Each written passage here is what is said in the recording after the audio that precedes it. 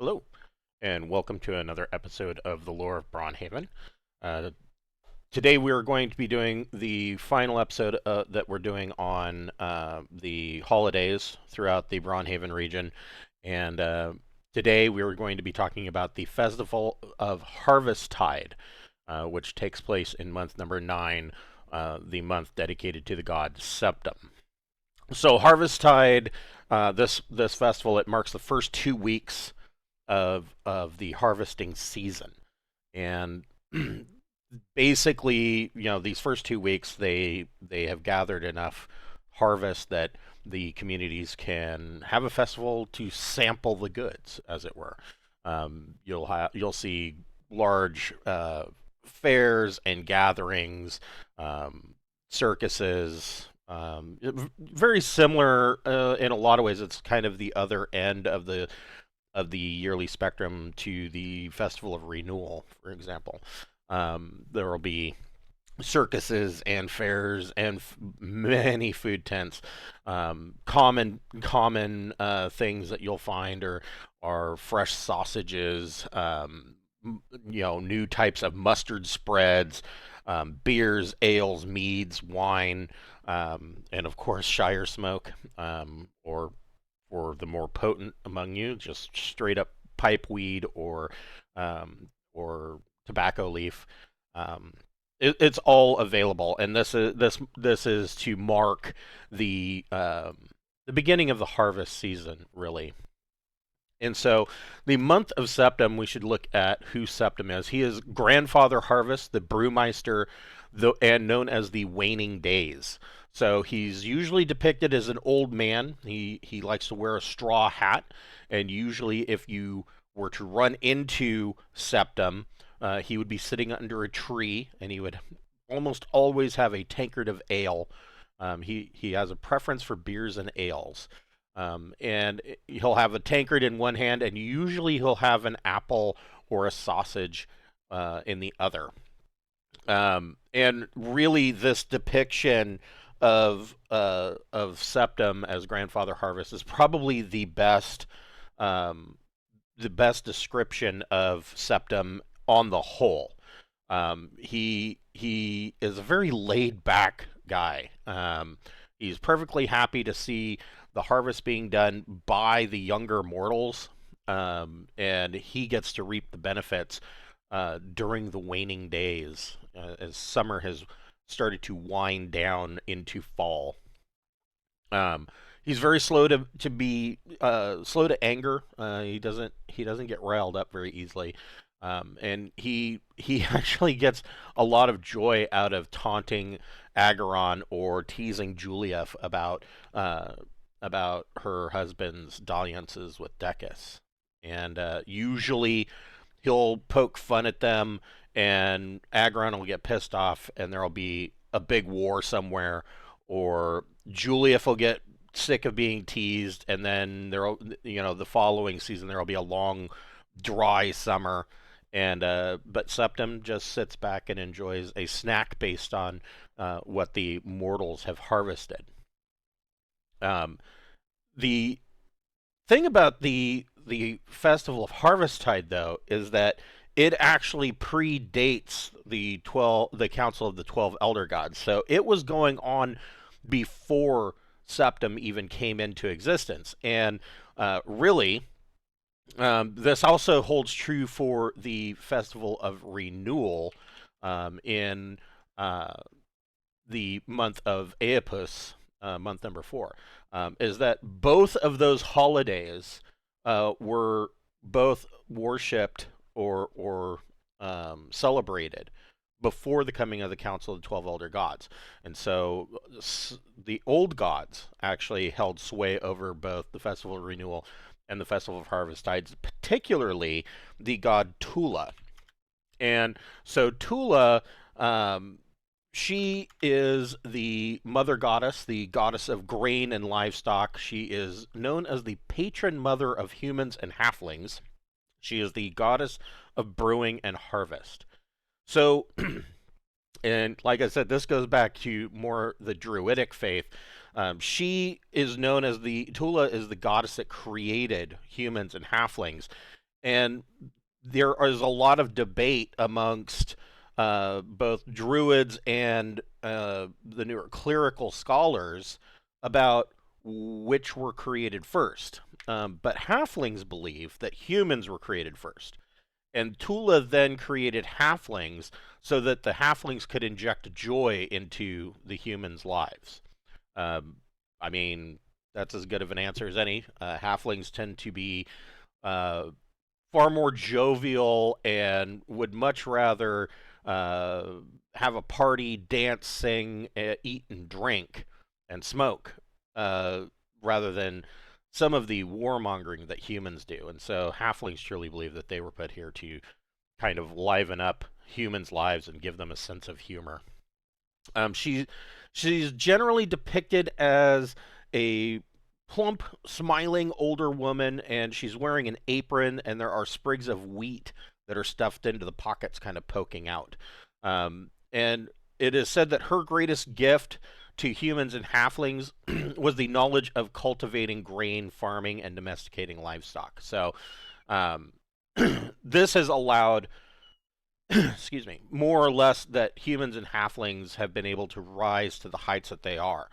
Um, this is not something that elves and dwarves generally do. Dwarves um, have learned some of the cultivation techniques from humans and halflings, and they have started somewhat a farming situation, mostly in the form of edible lichens and mushrooms that you and other fungus that you would find underground, deep underground in the mountain layers.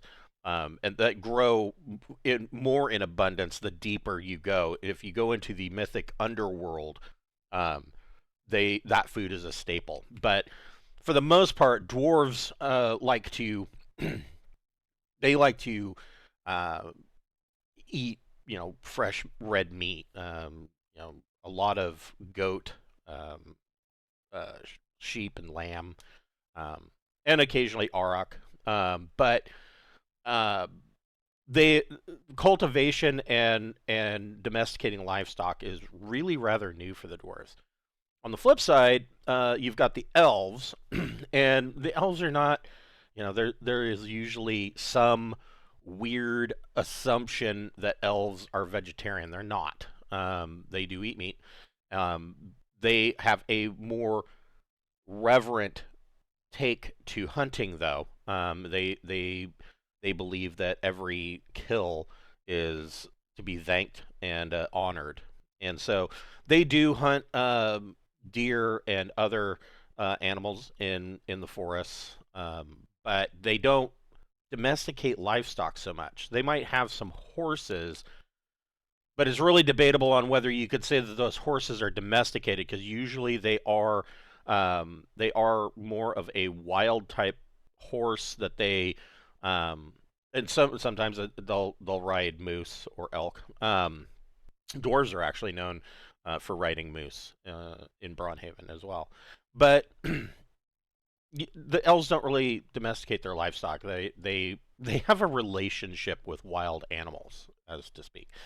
And as far as farming, um, I guess there's a minor amount of cultivation, but for the most part, it would be viewed by many um, as more as foraging. I mean, they take care of an area where they have foraged before, but it just falls short of farming. They take care of the area, but it's still allowed to go wild, and so berries and nuts and things like that, the forest provides for the elves. So really, it is this cultivation and farming techniques that has allowed the humans and the halflings to progress as far as they have.